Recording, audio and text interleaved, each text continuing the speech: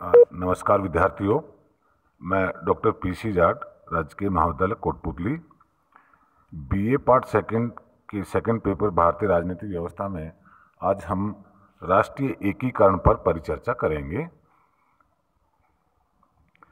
देखिए, जब भारत आज़ाद हुआ तो भारत में अनेक तरह की समस्याएं थी और उनमें एक सबसे प्रमुख जो समस्या थी वो था राष्ट्रीय एकीकरण।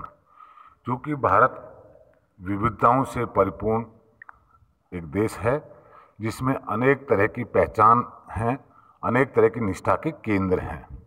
ये जो निष्ठा के छोटे छोटे जो केंद्र हैं, इनको हम उपराष्ट्रीयताएं कह सकते हैं।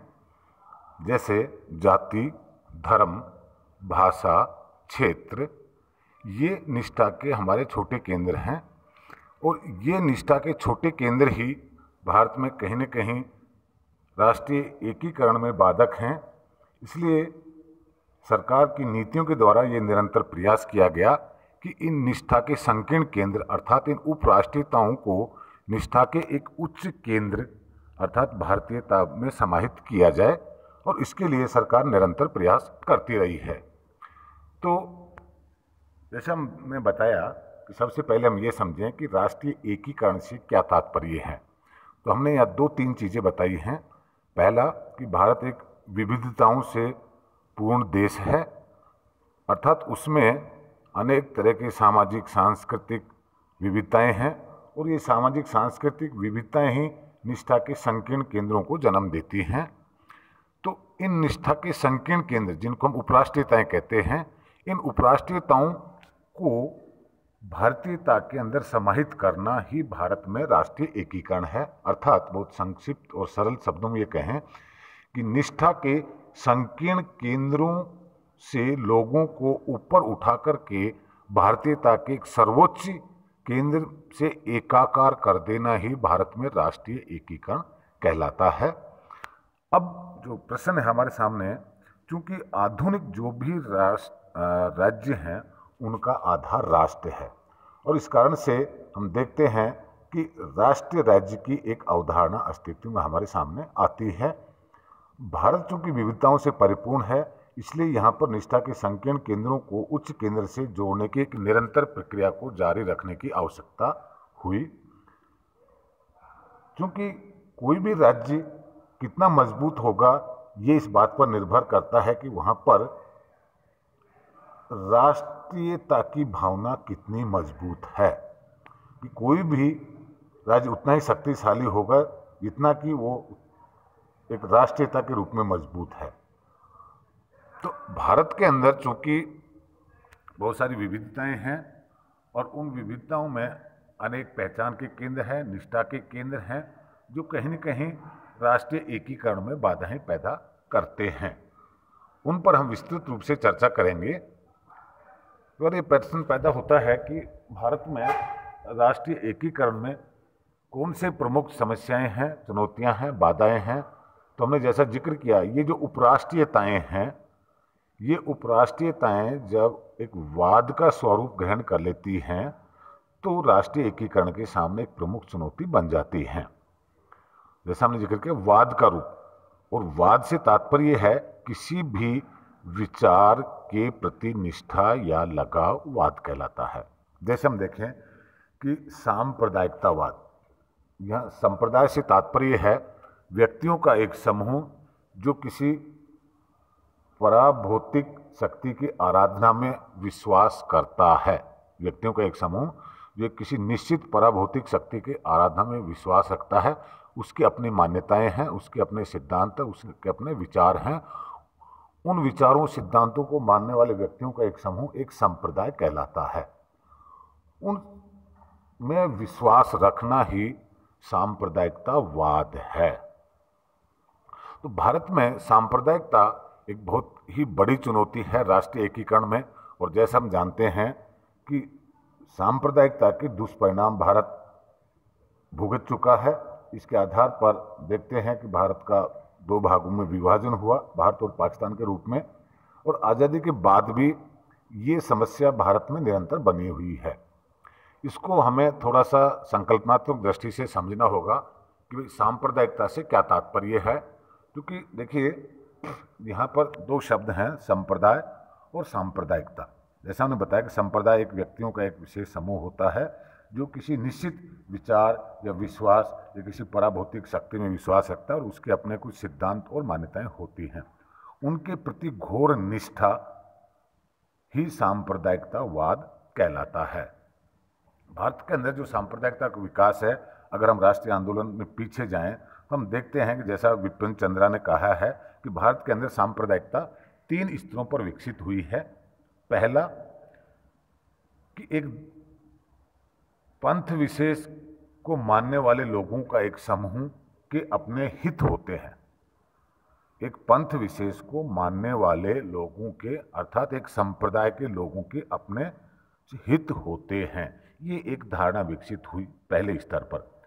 दूसरे स्तर पर यह विश्वास मजबूत हुआ कि एक संप्रदाय के लोगों के हित दूसरे संप्रदाय के लोगों से अलग होते हैं। एक संप्रदाय के हित दूसरे संप्रदाय के लोगों से अलग होते हैं, ये एक दूसरा स्तर था। और तीसरे स्तर पर कि एक संप्रदाय के हित न केवल दूसरे संप्रदाय के हितों से अलग होते हैं बल्कि उसके हित एक उससे के विरोधी होते हैं।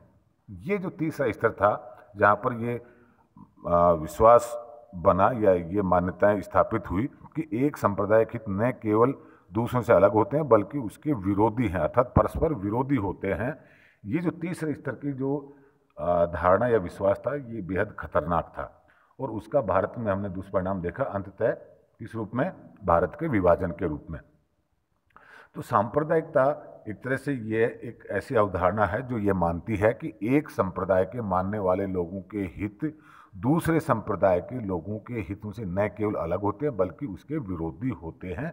इस विचार में विश्वास रखना ही सांप्रदायिकतावाद है।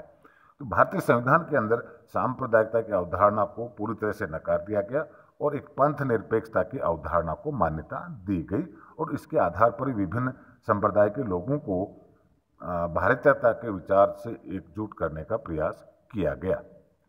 तो भारत के अंदर आज भी चूंकि यह जो सांप्रदायिकता है या सांप्रदायिकतावाद है एक गंभीर चुनौती के रूप में हमारे सामने है, जो किसी न किसी रूप में राष्ट्रीय एकीकरण को में बाधक है और भारत को एक मजबूत राष्ट्र के रूप में स्थापित करने के लिए आवश्यक है कि ये जो धार्मिक निष्ठागत संकीर्णताएं हैं इनसे ऊपर उठें और हम एक पंथ निरपेक्ष विचार को बल प्रदान करें, तभी विभिन्न संप्रदायों के लोग आपस में एकजुट और मजबूत होंगे। दूसरा इसके अंदर जो विचार है जैसे हम बता रहे हैं वो है जातिवाद। देखिए यहाँ पर हम दो शब्द हैं, जाति और जातिवाद। जाति एक सामाजिक अवधारणा है जिसके बारे में अलग अलग विद्वानों ने अलग अलग व्याख्याएं की है, लेकिन हम मोटे तौर से अगर हम देखें तो हम ये कह सकते हैं जाति भारतीय समाज में एक पहचान का आधार है। ये भारतीय समाज के पदानुक्रम को निर्धारित करने वाली एक संकल्पना है, एक अवधारणा है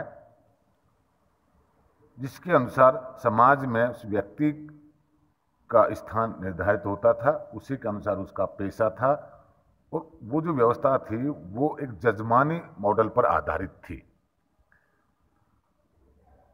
दूसरी अवधारणा है जातिवाद, यानी उस जाति में विश्वास रखना और ये मानना कि उस जाति के अपने हित हैं और उसके आधार पर भेदभाव करना या पक्षपात करना जातिवाद कहलाता है। क्योंकि भारत में अनेकों या सैकड़ों जातियां हैं और इस कारण से जाति भी एक निष्ठा का केंद्र है जो निश्चित रूप से भारत में राष्ट्रीय एकीकरण में एक बड़ी बाधा है। हम देखते हैं कि किस तरह से, चूंकि ये एक सामाजिक संरचना का आधार है लेकिन इसका राजनीति में सांगोपांग कर दिया गया, अर्थात जाति का राजनीतिकरण कर दिया और राजनीति का जातीकरण कर दिया और इस कारण से जातिवाद को बढ़ावा मिला। परिणाम यह हुआ कि जाति ही निर्वाचित राजनीति को प्रभावित करने वाला भारत में एक महत्वपूर्ण घटक बन के उभरा जो निष्ठा का एक केंद्र है, जिसे हम एक उपराष्ट्रीयताएं कहते हैं। निश्चित रूप से यह लोगों को आपस में तोड़ने वाली अवधारणा है, जोड़ने वाली नहीं। इसलिए जातिवाद भी भारत में राष्ट्रीय एकीकरण में एक प्रमुख बाधा है। आज का हमारा राष्ट्रीय एकीकरण जो व्याख्यान है वो यहीं तक सीमित रखते हैं हम। इस पर हम आगे निरंतर जारी रखेंगे, जिसमें और क्षेत्रवाद है, भाषावाद है, आर्थिक विषमताएं हैं, और भी बहुत सारे फैक्टर्स हैं जो भारत में राष्ट्रीय एकीकरण को कहीं न किसी रूप में बाधित कर रहे हैं। धन्यवाद।